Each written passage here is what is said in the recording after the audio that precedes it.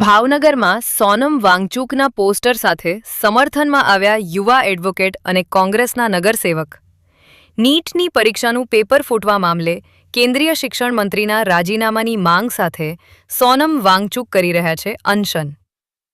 છેલ્લા 20 દિવસથી દિલ્હીના જંતર મંતર ખાતે સોનમ વાંગચુક દ્વારા અન્નનો ત્યાગ કરી ભૂખ હડતાલ પર બેઠા છે, જેના સમર્થનમાં CJPના અભિજીત દીપકે સહિતના જોડાયા.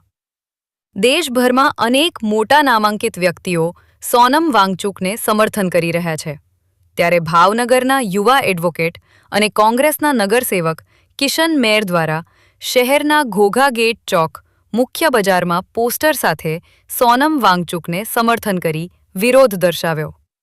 અહેવાલ જાહિદ સૈયદ રિપોર્ટ તોસીફ સુમરા, ભાવનગર. આપનું નામ? કિશન મેર એડવોકેટ અને કુંભારવાડા વાડાનો નગરસેવક. કિશનભાઈ, કાલે આપણે પોસ્ટર લઈને વિરોધ કરવામાં આવ્યો હતો, શું છે?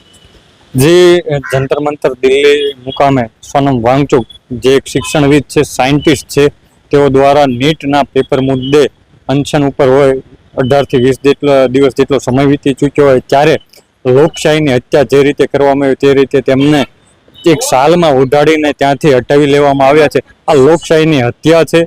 સાથે સાથે અમે તેનો વિરોધ કરીએ છીએ. દરેક દેશના દરેક યુવાનો તે સોનમ વાંગચુકનું સમર્થન કરે છે. ત્યાં બેઠેલા તમામ ભૂખ હડતાલ કરી રહેલા યોદ્ધાઓનું સન્માન કરે છે અને અમે તેમની સાથે છે. જ્યાં પણ જરૂર પડે આવનારા દિવસોમાં અમે સોનમ વાંગચુકનું સમર્થન કરીશું.